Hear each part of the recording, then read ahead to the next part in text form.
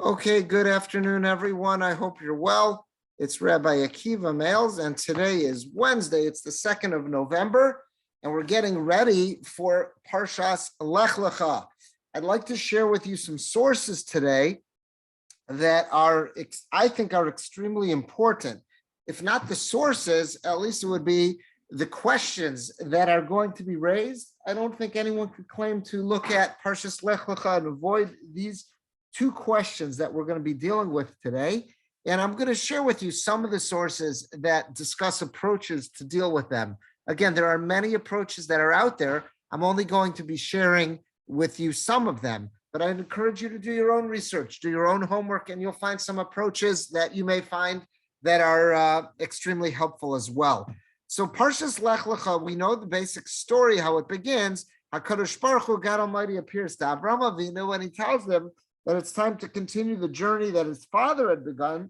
Abraham's father, Terach, had begun the journey to going to Canaan, didn't make it past Haran, and Hashem tells Abraham, and together with his wife Sarai, that they're supposed to continue on to the land that he will show him, doesn't identify it by name right away, but we all know that to be Canaan, which later becomes known as Eretz Yisrael. So the Torah tells us as follows, Vayisa Abraham haloch v'nasoah hanegba. Avram traveled continually. Once he makes it into Canaan, he goes continually through the land. He's going through the width and breadth of the land, and he's moving in a southward fashion. Yud. Vayirav Baretz. There is a famine in the land of Canaan. Vayirid Avram Mitzrayma. So Avram decides it's safer to leave and continue moving south, going into Egypt. Lagur Sham, to temporarily live in Egypt, ki kaved Rav Baretz, because the famine was very heavy in Canaan. Apparently, Mitzrayim still had plenty of food. Therefore, he left Canaan with Sarai and Sarai's brother Lot to go to Mitzrayim. Yud Aleph. As they approach, when they're getting very close to the border with Egypt, he says to his wife, I know that you're a beautiful woman. Yud Beis 12. When the Egyptians see you, they're going to remark, hey, this is a married couple. So she's the wife, he's the husband. What are they going to do? They're going to kill me and they'll let you alive. Why? Because they don't want to have it said that they took a married woman away from her husband and they're committing adultery. So to get around that, they'll kill me. Now you're a widow. And once you're a widow, there's nothing that seems to be wrong with taking you as a wife. So that will be my fate. So he's nervous about this. So Yud Gimel, he asks Sarai for a favor. Imri Nas, so he says, let's enter into a pact that when we get to Mitzrayim and people start asking about us, so you should respond, Achosiyat. You should respond that you're my sister. Laman yitav li ba'avurech. And if we do this, people will they will do favors for me. They'll do good for me because of you. And that because of you, I'll be allowed to live. Meaning, again, Avram is nervous. He's going to be killed. They're going to knock off Avram to take his wife. So if you just say you're my sister, so now they're not going to have a need to kill me. So because they could take you as a wife without killing me. So I'm asking you to say that you're my sister. By saying you're my sister, they will do good for me. They'll do good to me because of you. And also, and secondly, I'll be able to live because of you. So Rashi here jumps on this. What did Avram mean when he said, by saying you're my sister, then they'll do good to me because of you. What does that mean? What does that mean? Yitznu li matanos. They will give me gifts. So on the surface, this Rashi is incredibly challenging. Rashi makes it sound as if Abraham is looking out for numero uno. He's almost saying there's this great opportunity coming our way. We're a married couple. We're going to Egypt. I'm very nervous. We have to get out of Canaan because of the famine. We won't survive here. So we'll go to Egypt. How are we going to survive in Egypt? Here's what we'll do. You'll say you're my sister. And by saying you're my sister, they won't kill me. They'll give us plenty of gifts and all will be good. But again, what happens to Sarah? By saying that she's a sister, she'll be taken and someone will be with her. So this is so puzzling, and all the commentaries jump on this. And what exactly was Abraham's plan? What did he hope to accomplish? We've seen some commentaries in the past that make sense of this. What I want to focus on today is this Rashi. Rashi says, Laman yitav liba avurech. This makes Avram sound, at a surface reading, makes Avram sound terrible. Avram's saying, say you're my sister. By saying you're my sister, I'll get some gifts out of it. That sounds terrible. You want to tell me, say you're my sister, and I'll be able to survive. That might be a little more excusable. It doesn't answer the question about, okay, well, what does that do for Sarah? But what by saying, say you're my sister, so I'll get some gifts and I'll also survive. What does that mean about Avram? That he's saying, by saying that that's what's on his mind, that he wants to get some gifts? Just going to take a drink. So that Rashi clearly has to be dealt with. So we're going to see one of the commentaries on Rashi, excuse me, that's bothered by this. And what does he say? So one of the great commentaries on Rashi is a sefer called Divrei David. Divrei David was written by Rav David ben Shmuel HaLevi. He's the author of the Taz, very famous halachic authority who led Polish Jewry in the 1600s. And Rav David HaLevi Segal, so Rav David HaLevi Segal wrote the Taz, but he also wrote this commentary to Rashi. So let's see this paragraph together. This is fascinating. And what he wants to understand this Rashi, and by helping us understand this Rashi, he's going to also help us understand a bit more. He's also going to touch upon a second question that we're going to get to soon. Let's see the Taz. He writes as follows, Laman Yitav, so he quotes Rashi, Yitnu Lima Tanos, that Avram says to Sarah, do me a favor, say you're my sister, I'll get to live, but also I'll get some gifts out of this. Rabim Timeim, many of the commentaries to Rashi are absolutely astonished. Avraham Chashak Matanos, was Avram someone who was craving gifts? This sounds weird. That's his concern. That's what's on his mind now. Say you're my sister, so I'll get some gifts out of the deal. And now he raises a different question, which we'll get to soon. The Adarabah, to the contrary, even in a spot later in the Parsha where he should have been entitled to hang on to that which he captured in war, Amar, he said to the king of stone, if I take from a string, a shoestring, to a thread, then I don't want anything. So he says to the king of stone, I'm not interested in any gifts. So we see about Avram's character that he's not interested in freebies. He's not interested in handouts. So what on earth is happening here? So in the third line, V'kol sheken b'davar mos, certainly in this matter here, this is repugnant. Lahaznos ishto, he's going to say to his wife, do me a favor, say you're my sister. That way people will take you as their to be their bride, but you're my married woman, you're my married wife. They're going to take you as a bride and I'll get gifts out of the deal. He says, that sounds repugnant. But Davar Mos, Laznos Ishto B'Shvil Mamon, he's going to do this to his wife just so he can get some gifts out of the deal. What on earth is going on here? How do you understand what Avram said to Sarah, Laman Yitav li ba'avurech, which Rashi explained, Yitnu li matanos, they'll give me gifts. How do you understand this? So let's see what the Taz does. He offers an approach. Vinira, it appears, the Indian who, here's how to understand the matter. She'Avraham Ratza, Avraham's wanted, She'tomar Sarah Achihu. Avram wanted that Sarah should proclaim Achihu. That guy there, Avram, he's my brother. The davar zeh shaykh, but she could only say Achihu, he's my brother. Elim yishalua, if someone asks her, Im ba'alechu, is that your husband? If she's asked, is that your husband? Tashiv Amresh, she could answer back, Lo, Elachihu. She could answer back, no, that's not my husband, that's my brother. Avalim lo yishalua shum shela, but if nobody asks Sarah anything, if she just begins announcing V'tomar Achihu, everybody should know, by the way, this is my brother. So then everyone's going to say, what's going on? No one asked her that question. Why is she publicly announcing, this is my brother? It must be there's a scheme. There's something happening here. Who asked her that she's now responding, a public service announcement, this man next to me is my brother. That's going to raise all sorts of eyebrows. She must just be saying that because it's not her brother.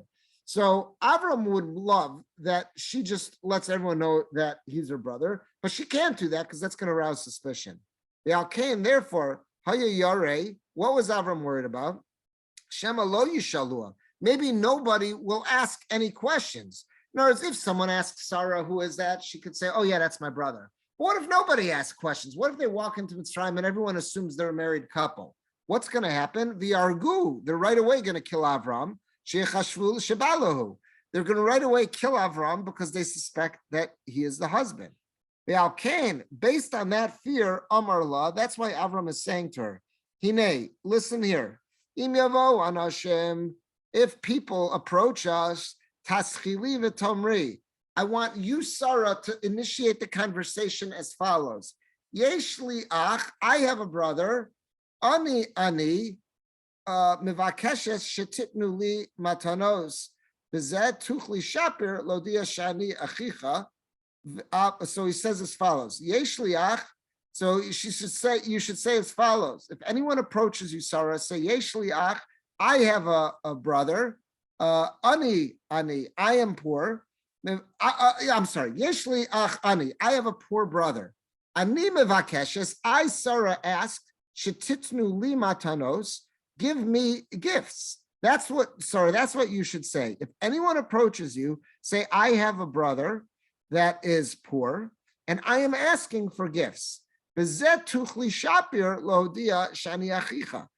is the way that you'll be effectively able to communicate that I am your brother. The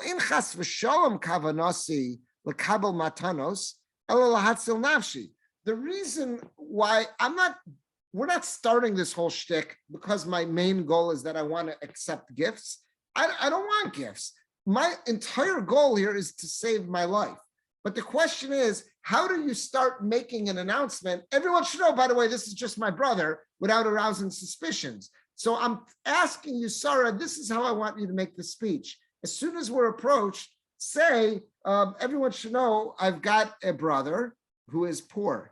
And what I'm asking for is gifts. That would right away get the message across. So in other words, Avram is asking her to say this statement by saying, I have a brother who's poor and I'm asking for gifts. Now Sarah is saying a believable statement. Now it makes sense. Why are you announcing to the world that you've got a brother? How are you going to announce it without arousing suspicions? That's what the Torah means when it says, Imrina, I'm asking you, please say, Laman Yitavli Ba'avurech. Please say that I want gifts. That's what he's asking Sarah to say. Zeya Dibor Shalach. That's what I want you to say. Your speech, part of your speech should be, I have a brother who's poor and I'm asking for gifts. Avalani, but me, what's my kavana? What am I looking for? Avalani, any miskavin lezeh. That's not what I'm looking for. Ela v'chaysa nafshi biglalech. The only thing Avram's looking for is to survive. The question is, how is he going to get Sarah to make an announcement that they're brother and sister and without arousing suspicions and allow Avram to survive? The way to make that speech is for Sarah to say, I have a brother who is poor. I am asking for gifts. That's what Avram is asking Sarah to do. So if you look back at the pasuk, the way the Taz is learning, how Rashi is learning this pasuk, look at pasuk Yud Gimel 13. Imrina, please say, Sarah, achosiyat, tell everyone that you're my sister. Laman yitavli ba'avurech. And this is part of your speech. Say, I have a brother who's poor. We're brother and sister, and I'm looking for gifts. And if you do that, Sarah, I'll be able to survive. So that's what the Taz is doing. He's struggling with this, as everyone who reads this Rashi is struggling. What on earth is Avram saying here? We're going down to Mitzrayim. I need you to pull off the scam to tell everyone we're brother and sister. And it looks like Avram has two goals in mind. Number one, to get rich, and number two, to survive. That looks bizarre. So the way the Taz is explaining this Rashi is that no, Avram has one goal. He wants to stay alive. How's he going to stay alive? By having Sarah announce, I have a brother who's poor. Can I please have a gift? By saying that, she's able to get the word out that they're brother and sister without arousing suspicions. But the ultimate goal is that Avram will be able to survive. That's how the Taz wants to read this Rashi. Again, it's a creative reading of Rashi, but it's necessary because Rashi on the surface is very, very problematic. Now, the Taz, the reason I wanted to bring this up, aside from giving us an approach how to deal with this Rashi, is the Taz raises a larger problem. And this is one that I think you'll find many commentaries dealing with, and it's impossible to learn this Parsha without dealing with this. And you'll find different commentators ask it at different steps of the Parsha. But the Taz alluded to it. What happened here as they're going to Mitzrayim? Does Avraham look like somebody who is averse to taking gifts?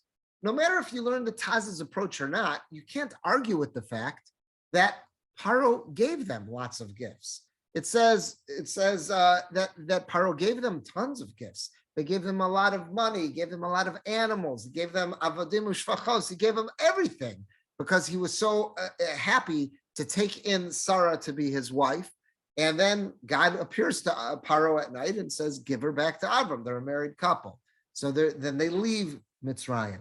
But it's very clear that Avram and Sarah took gifts from Paro. You can't ignore that. How do you reconcile that with the fact that as the Parsha continues, we have this war of the 4 kings against the 5 kings, and Avram goes to war against the victor, the 4 kings, in order to free his nephew Lot, who's been taken captive. Avram, as a result of winning that war, is able to take back all of the spoils, everything that was taken, and at the end of all that, Avraham is offered by the Melech Sodom, you can have everything. You can keep all the loot. You can keep all the spoils. Just let me have the people so I can be a king. I can't be a king without people. And Avram declares, as we see on page 2, Chaf Aleph, Vayomer Melech Sodom el Avram, the king of Sodom says to Avram, Ten li hanefesh v'rechush kachlach. Give me all the people, give me the souls, you can have all the spoils. Chaf Beis. Vayomer Avram el Melech Sodom. Avram says to the king of Sodom, Harimosi yadi el Hashem, I raise my hand to God, Kel Elyon, Konei Shemai V'aretz, the Most High who possesses heaven and earth. Chav Gimel 23, Imichut bad srochnal, neither a thread to a shoe strap, Imekach mikol hashach, I don't want a thing, I don't want anything. Lo tomar ani esharti es Avram, I don't want you to say that you enriched Avram. I don't want you to say that, therefore I don't want a cent from you. Biladai, Rak asher achlu anarim v'chelak anashim asher ochluti, exclusive of what the lads, meaning my army, what they ate, and the shares of the men who went with me, I just need to pay them. I just give me food for them and payments for the people who helped liberate everyone, and that's it. Honor eshkol mamre hemichu chalkam. They'll take their part, but I myself, Avram, I want nothing of yours. I don't want a penny of yours. That's what Avram tells him. So the question is, how do you reconcile this? Here you have Avram and Sarai at the beginning of the Parsha. They go to Mitzrayim. However you want to understand, they end up taking money from Paro, and the Torah is very clear that they left in great wealth. They were very wealthy when they left Mitzrayim. And then all of a sudden, to the Melech Sodom, he says, I'm not taking a cent because I don't want you saying that you enriched Avram. This seems like schizophrenic behavior. At the beginning of the Parsha, they're more than happy to take gifts. And later in the Parsha, they don't want to take anything. So there are numerous commentaries that raise this problem, that raise this question. We're going to see 3 approaches today. So let's see the first one. The Sifsei Chachamim, one of the commentaries, primary commentaries on Rashi, he raises this question and he brings down multiple answers. We're just going to look at one of them here. So let's see the Sifsei Chachamim. It's right here on the pasuk of L'man yitav li ba'avurech. When Avram said to Sarah, give your speech that you're my sister. According to the Taz, it's give my speech that we're brother and sister, and the brother's real poor, so she's asking for gifts. That's the only way the Taz learns that she could get the message out to brother and sister without arousing suspicion. So again, that was how the Taz learned it. But be that as it may, they're clearly okay with taking gifts. So let's see what the Sifsei Chacham says. Vim Tomar, here's the question. The mashma, this implies Avram wrote b'matanos, that Avram is happy about getting gifts. But later, after the War of the Kings, Melech Sodom, when the king of Sodom offers him, you can have all the spoils, just give me the people. What does Avram respond? Amar michut vad srochnal, I'm not taking anything from a thread to a shoestring. I'm not taking a thing. Even though by the law, it really belonged to him. To the victor goes the spoils, and he had liberated everything. Not lumina sharei, not lumina malachim. Avram had redeemed all this stuff from the kings because he had beaten the kings. Everything technically belonged to him. Why wouldn't he take it? And certainly, and certainly when it comes to there, he worked for it. He had to go to war. But in the beginning of our parsha, when Paro is offering him gifts, that's matnas chinam. Those are gifts that he didn't work for at all. Those are free gifts. He shouldn't want those. Because the Torah, because it says in Mishlei and Proverbs, that the person who despises gifts will live. So how do we reconcile this? Avram, he's living by the creed of Sori Matanas Yichya when he's dealing with the king of Stone, yet when he's dealing with Paro, what happens to Sori Matanas Yichya? They take the money. So he gives numerous answers. Let's look at one of them here. Fodi Shlomar, the Akshav lo Haya lo Osher. At this point in their lives, at this point in their career, when Avram and Sarah are going down to Mitzrayim, they don't have a dime to their name. That's why they took gifts. Moshe Perish Rashi L'kamon, like Rashi says later, the pasuk Vayelech L'masav, where it says later on, after they left Mitzrayim, it says that Vayelech L'masav, that they went according to their travels. What does that mean? Lifroa Hakifosav, they had to pay up their debts. They were broke because there was that famine in Canaan. Avram and Sarah had used up whatever money they had. They had used it up on food. They'd used it up on travel expense. They'd used it up on lodgings. They were in debt. They had to pay up those debts. So you know why they accepted money from Paro? They're in debt. Now's not the time to say Sonei Matanos Yichya. They owe people money. So if there's an opportunity to pay up those debts, they had to take the money. Avagabe Melech Sidom. But by the time they get to the king of Sodom, Haylo Osher, at this point, they had an abundance of wealth. At that point, even what law would have allowed him to have, because he was the victor, Lo Natal, he did not take Mishum Sonei Matanas Yichya, based on Sonei Matanas Yichya, based on the rule that the one who despises gifts will live. So this is one simple answer that you'll find out there to this to resolve this contradiction. Why by Paro did they take money? What happened to Sonei Matanas Yichya? They were broke.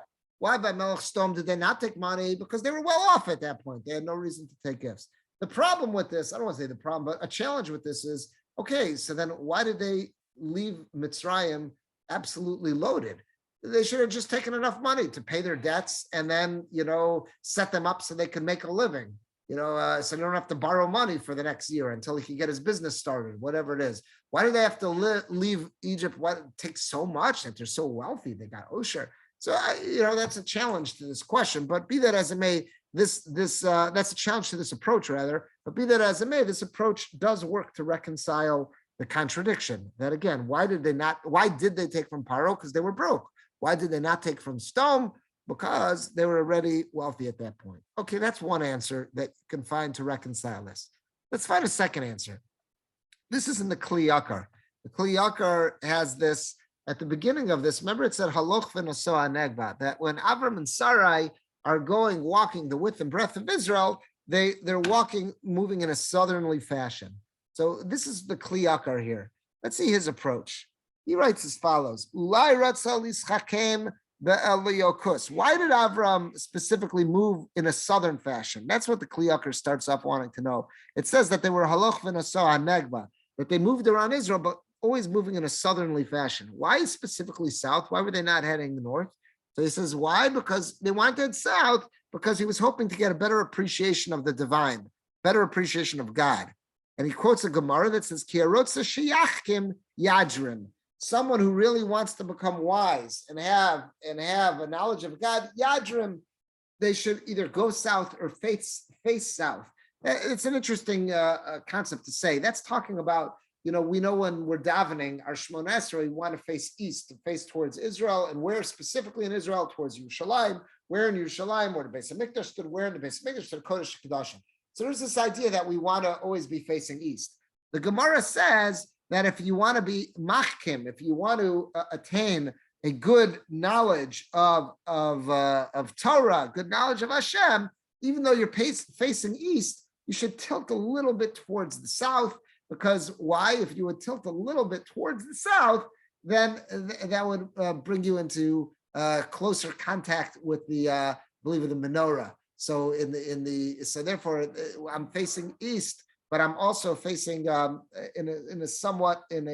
little bit of a southern fashion that'll bring me into contact with the menorah. That's the context there. So there's this idea that if someone wants to attain an extra level of chachma when they're facing towards Yerushalayim, tilt a little bit don't just go pure south, but a little bit of an east to the southern direction, and that way you'll be blessed with some chachma. That's the way of saying. Okay, so based on that idea of arotza sheyachkim yadrim, maybe that's why Avram and Sarai were moving in a southern fashion, because Darom is south. So maybe that's why they were traveling Israel in a southern fashion, because he was wanting to attain a better understanding of the divine. Okay, that's how he starts. That's not why I'm going to this Kliyakar. Let's go further. Avla Osher lo bikesh. You cannot tell me that the reason why Avram was moving together with Sarai in a southern fashion was because they were on a quest for goods, a quest for money. That's what was motivating him. Go south, because maybe in the south of Israel they'll be able to make more money. That's not what was going on. Because I'll tell you why. I know about Avram Avinu that he wasn't interested in money. Sharei Amar, Avram is the person who said, Imakach michut b'adsroch now. He tells the Melech Sodom later in the Parsha, I don't want anything. I don't want a thread. I don't want a shoestring. So now his question is, okay, if that's Avram is someone who really doesn't have an interest in material possessions, how do you explain what happens that they took all those gifts from Paro? So he says, Vosa matano shekibel al yidei Sarah, all those gifts that they took, based on Sarah being taken by Paro. I like this Kliyakar's approach. He's going to say they had no choice. They had to take those gifts. Kidei shelo yahargu, so Avram wouldn't get killed. Sherei kulam nasnu lo derech chanufa. All of the rich people in Mitzrayim started throwing gifts at him. Once word gets out that they're brother and sister, everyone is trying to swoon Avram to make deals with him that they should be the one who gets Sarah to be their wife. So everyone's trying to, so to say, it's like you have these medical companies, the drug representatives come to the doctor's office and they give all these nice freebies, whether they're pads of paper, pens, or they give them a free lunch or whatever it is. Why are they doing all that? They're sweet talking them and they're giving them gifts because they're hoping it's a form of bribery that maybe you'll buy our product. So all the rich people in Mitzrayim, once word gets out that they're brother and sister, they all start throwing money at them in order that Avram should be swooned to give Sarah as a wife. And as this is going on, Paro throws his hat into the ring and starts throwing money too. That's how they become so wealthy. But they had to keep those gifts. If they did not take those gifts, then they would say, oh, this guy's not interested in giving up his sister, and then they would kill him. So in other words, Avram could only play the game for so long. He could say, okay, we're here in Egypt, and we're here looking for the highest bidder for my sister, and he could hold out for a day, a week, a year, but at a certain point, if the locals say he's not interested in giving her away, he's not interested in selling her, you might say, if they would get that idea, then they would just kill Avram, even if they don't think that their husband wife, they think they're brother and sister. At a certain point, they're going to kill him. So the only way they could keep this ruse going is by accepting those gifts. Umikol makom lo ratza le'enos minos matanos. But you should know that Avram never wanted to get anything from those gifts. The nasnam livnei pilagshim. So what did he do with those gifts? He first used them to pay up all his debts, but later, what happened to all those gifts? He uses them to give as a Yerusha, to give as money, as gifts to the children of his concubines. Shenamar, it says, this is in Chayei Sarah, Livnei Apilagshim Nasan Avram Matanos, is that before he sends away all the sons of his concubines that he had with Keturah, before he sends them away, that he gives them gifts. Hainu, what were those gifts? Osan Matanos, those were the gifts, Shekvar Kibel Mina Mitzrim, all the gifts that he had received years earlier from the Egyptians during that sojourn when they were in Egypt, and they were showering them with gifts because they wanted to have Sarai as a wife. all those gifts, he didn't spend them, he didn't use them for himself. He hung on to them, and nasnam l'vnei pilagshim. At the end of his life, he gives them to the children of the Pelagshim, the concubines' kids, the Hainu B'nai Keturah, the children of Keturah. And who was Keturah? The Hagar. She was Hagar Amitzris. She was Hagar, who was Egyptian. And why specifically to them? It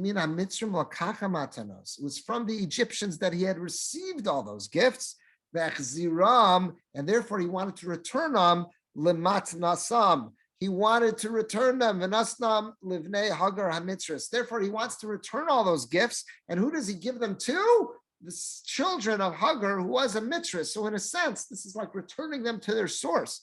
He's giving them back to people who've got Egyptian blood in them. All these children of the concubines. So what's the Kli Yakar's approach here? The Kli Yakar is bothered by the same question, is that this seems to be inconsistent behavior from Avram Avinu. The way he deals with the king of Stone shows he's not interested in money. But when he's dealing with Paro and the Egyptians, they're very interested. They took all those gifts. So what does the Kli Yakar say? They had to accept those gifts. That was part of the ruse. The only way, what was their whole thing? He's saying we're brother and sister. Well, what was the man, how did the world work back then? Brother and sister come to town. The sister is eligible to be someone's bride. So then the brother starts shopping her around and taking gifts from everyone to see who he's most interested in. If he's not going to be accepting gifts, they're going to say, so then he's not playing the game. Let's just kill him and take her. The only way that he can survive is if he plays the game that I'm brother and sister, as it worked at that time in world history, and start accepting all those gifts. Almost going to the highest bidder who could give nicer gifts, nicer gifts, nicer gifts. And it keeps getting nicer and nicer until Paro himself starts throwing gifts at them. They have to accept those gifts, because if they don't accept those gifts, then either it's going to say, hey, they're not legitimate brother and sister, because that's the way it works here. Or if you're not accepting the gifts, you're not interested in giving her away, so we'll just take her by force and kill you. So the only way that they could keep this ruse going is by accepting the gifts. But really, Avram was not interested in gifts. And as a proof, that's what Rashi learns, that at the end of his life, he hung on to all that stuff. It was in some safety deposit boxes, and he gave it to the children of the Pelagshim, the children of the concubines, and those children of the concubines had Egyptian blood in them. So in a sense, he's giving them back to their source. That's the way the Kli Yakar learns this. I think this is a very nice approach, and I think you have to, in a certain sense, you have to combine some of this. Last year, we looked at something from the Abarbanel that also worked along these lines. And I think you have to use this approach, even with that Taz that we started with. I saw someone asked in the chat that Taz still looks very difficult, even though the Taz made it sound that we started off with, that it gave a good reason for why Abram was saying that he wants Sarah to say, yeah, we're brother and sister, and my brother's poor, so please give us gifts. That's the way to like legitimize their story. But still, how could they take those gifts? I think you still need this Kli Yakar, because the Kli Yakar is saying, yeah, they had to accept the gifts. That's all part of the ruse to stay alive. And they were hoping to schlep this on as long as possible. Give the better gift, the better gift, the better gift, as long as possible. I think that Barbanel added to this, and they were hoping that they would be able to skip town at a certain point before anyone, before anyone would demand her. But the Kli Yakar didn't say that here. But that it's probably along the same lines what their whole goal was. But again, they had to take those gifts, but they weren't interested in them. And what ended up becoming of those gifts, they were put in a safety deposit box. And at the end of his life, that's what Avram gives to the Bnei Pelagshim, the children of the concubines that have Egyptian heritage to them, and they're sent to go back that way. All right, I want to give you one more approach. I saw this, I've been using this year, I've shared with you, I found a new commentary that has been appealing to me, and that was this Be'er Yosef, Rav Yosef Salant, who was a famous descendant of Shmuel Salant from Yerushalayim, and he passed away in the 20th century, I believe in the 1970s. So in his Sefer Be'er Yosef, which is a lot of his drashas and chumash, I saw that he deals with this. So let me go in the bottom of page 3. You see where I have the finger on the right-hand side. So you see in the middle of his piece here, this is where he brings it up. And he has a fascinating approach to how to, a suggestion that he offers. Let's look at this. Adayin tzarich lavin, we still have to understand. From the king of Sodom, Abram wouldn't even take a thread or a shoestring.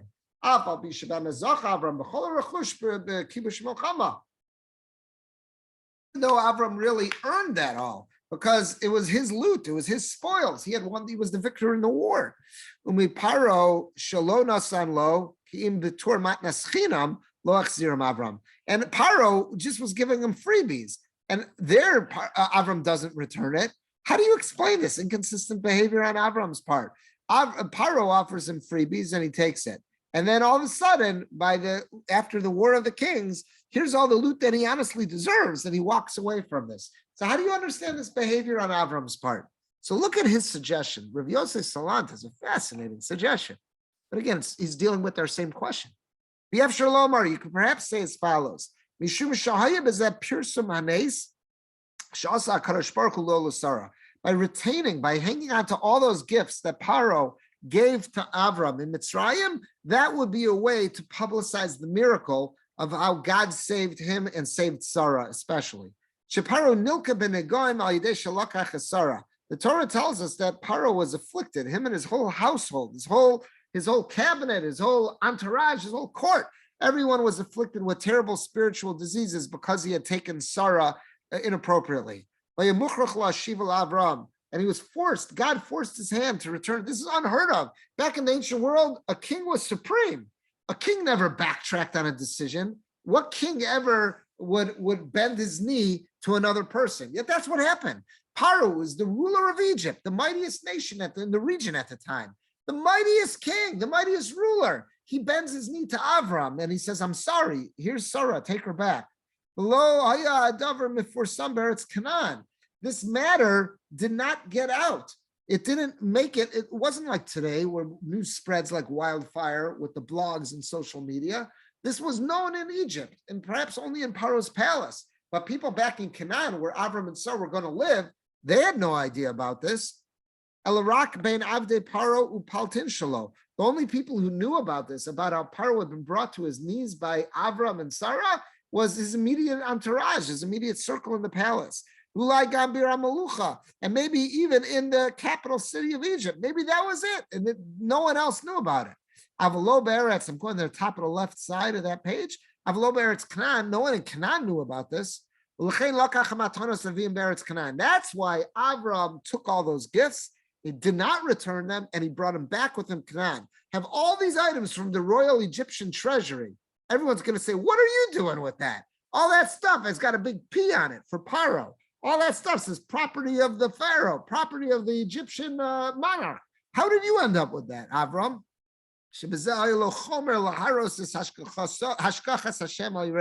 Now he's got material. He's got the proof. The proof is in the pudding. He's got all the proof. He could say, guys, do you know why I have this? That traveler Avram, who's the Johnny come lately to Canaan, how did I end up with so much royal material, royal goods that's stamped on here, property of the pharaoh? You know why I have this? I got to tell you a wild story. The miracle, God is on our team. God bent the rules of nature, and he made the Egyptian king subservient to me. And from this you see just how effective and how powerful God is. And this would enable Avram, by hanging on to all that Egyptian wealth, that would enable Avram to spread the knowledge of God in the land of Canaan.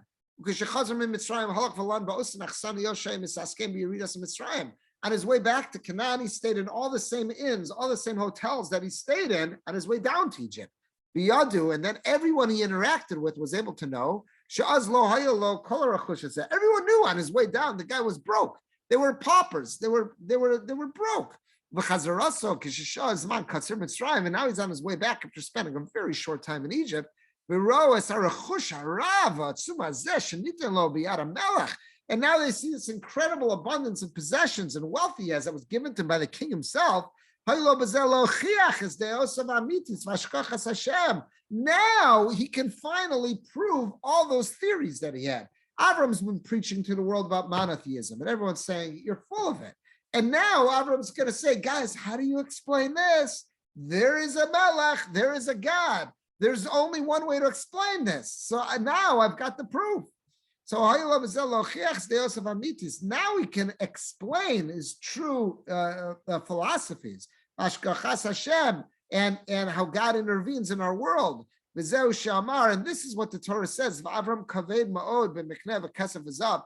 Avram was very heavy. He was very respected. Same kind of word. He was very heavy. He was weighed down with tons of cattle and animals and silver and gold. V'yelech l'masav, and he went on his journey.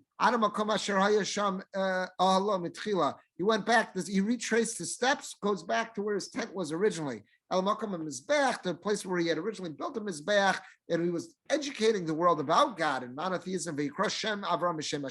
And back in that original spot, that's where he continued his mission of talking about how there's a creator, there's a God. Hainu, what does this mean? The pasuk is telling us because he was so weighed down with so many possessions, because he had so much animals, because he had so much silver, vizav, so much gold. Halach l'masav, that's what enabled him to take the same route and return to Israel, to Canaan, hakodmim, that he took before, ufirsim sham Hashem, and now to publicize the concept of a creator. Al yedei anesazeh, because now he's got proof of this incredible miracle. This enabled him to do his work. What made his message resonate? Because he had all this wealth. Now he could say to everybody, guys, how do you explain this? This would be proof for everything he was saying. And this is what we find in truth. And we find in truth that Avram didn't want to personally benefit from any of this. Now he's going to quote what the Kli Yakar said. Moshevi Rashi al Pasuk. Rashi himself says later in Chayisara, Perchapei Vav, Livnei Pilag Shivna San Avram Matanos, Vayishalchem, that Avram gave the children and concubines gifts and he sent them away. Mashenita in Lo, what was given to him, Al Odo Sarah. Rashi learns what was given to Avram by Paro and the Mitzrim because of this whole episode of Sarah, Vishar Matano Shenasno Akol, all the other gifts that were given to him in Egypt. Hakol nasan lahem. That's what he gave to the children of the concubines. Man, because he did not want to. Benefit from them. Let's just skip to after those parentheses. Elamasha lacham. So why did he take all that? Hayarak lefarsem al yedei zeh hanes shenasa lov lechazek emuna. The only reason he wanted to take all those possessions, all that wealth, all those gifts, was because now that would benefit the work that he's trying to do. That'll give everyone the belief that they need, that there is a creator and he's looking out for me, because there's no way to explain this. Well, what earth ever got the king of Egypt to bow to them like this? Finally, so what about the Melech Sodom? Why did he not take anything from the king of Sodom? He could have there also taken all of the wealth and used that as a way to prop him up and to say that there is a Borei Olam, there's a creator and he's on my side. So why did he walk away from that? So he says, last paragraph on the left, on the bottom, page 3. When it comes to the king of Sodom, after Avram had just gone to war with a very small army against 4 kingdoms and their armies, Shayu Giborim, they were so mighty. Shehiku as a Rephaim, Vazuzim, Amem, Shayu Gamken Giborim Adirim. Those 4 kingdoms had beaten incredible kingdoms beforehand. Gamnitzchus Chamisham Lechem, and they had beaten the 5 kings before. And nonetheless, Avram went to war against those 4 kingdoms and he won. And he returned all of the souls, all the people, and all the wealth to the king of Sodom. Avram was very well known. In other words, it was well known that he won the war. He already had the proof. He didn't need the money from the king of Sodom to show God's on his side, because he already had the proof by the fact he won the war. That was so above and beyond the laws of nature that Avram should have been victorious. That was the proof, and everyone knew about it. So since he already has that, he has no reason to take the money. That's what he's saying there. Rashi brings a medrash that all the nations of the world came to this Emek Shava, this big plain, Emek HaMelech, and it was called the plain of the king. Why? Shemlichu es Avram lamelech. Because they anointed Avram. They said, wow, God is so clearly with you that you are victorious. We're making you our king. Ulanasi aleim, and to be the prince, basically to be the chief over us. Rashi Sham, that's what Rashi quotes in the Medrash. Therefore, the miracle that God was with Avram was already well known. By the fact he was victorious. He doesn't need money to spread the word. He doesn't need to hang on to all the spoils of that war to publicize the miracle. The whole world knows the miracle. It's in all the papers. Everyone knows that Avraham and his small band beat 4 kingdoms and their entire armies. Therefore, he says, I'll return the money to the king of Sodom. That's why he did not take anything. He returned to the king of Sodom everything, down to the last thread and shoelace. So now it makes total sense. Why did Avram say to the king of Sodom, Harimosi yadi el Hashem, I raise my hands to God, Kel Elyon, who's the most high God, Konesh Shmaivarts, who owns the heavens and the earth.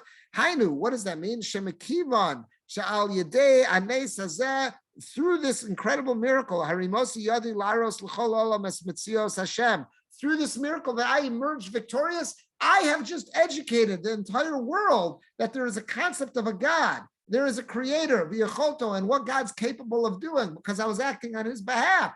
I've already done it. I've spread the word. B'shu kel elyon. I've let everyone know that he's the mightiest. V'konei shemayim v'aretz, and that he possesses the heavens and the earth. V'akol shalo, everything belongs to God. V'gami baladei rechush shalach, even without your money. Makirim kulam emunazos. The whole world recognizes this. Imkain, since that's the case, lo ekach mikola shalach. I don't want a cent from you. Beautiful. What a nice approach that this Ber Yosef has to explaining this. I thought this is so nice. So we've raised some, I think, a very integral question on the Parsha, which is understanding this inconsistent behavior on Avram's part, what seems to be inconsistent, that he's willing to take all these gifts from Paro and from Egypt, but he's not willing to take anything from the king of Sodom. We've seen several approaches that explain this, but this last approach, this Ber Yosef, I think is beautiful. I really think this is nice, and it makes so much sense. And as how Rabbi Yosef Salan shows, this fits beautifully with the Psukim as well. Avram's entire goal was to say, what can I do to prove the existence of God and to make the case for how he's the creator, he rules the world and looks out for everyone. And if nisim, if miracles happen, Avram wants to say, what can I do to educate and inform the world of that miracle? What occurred in Mitzrayim maybe did not even get out of the house of Paro. He was so low-key about it. The world didn't know about it, but by having all that wealth, all that stuff, this is property of the Royal Bank of Egypt, property of the Treasury of Egypt, everyone's going to say, how did you end up with this? And he's going to say, yeah, the king gave me all this, and he gave me back more. Say the whole story, boom, that proves it. But he didn't have to do that by the Mount Stone because everyone saw he was victorious from the war. So there was no reason to take money there. Avram's whole goal wasn't money. His whole goal is, what can I do to spread knowledge of HaKadosh Baruch Hu and to spread the fact that he's Mashkiach, that he remains involved in our world. And he was absolutely consistent in that regard. So I guess our bracha to all of us as we get ready for Parshas Lech Lecha is we should emulate Avram. Our complete focus should be, what can I do to help the world better understand there's a HaKadosh Baruch Hu, there's a God Almighty, he's involved in our world, he remains involved with our world, and what can I do to help the world be more cognizant of that? If we can do that, find some small way to do that, we'll emulate Avram Avinu. With that, I'm going to stop the recording.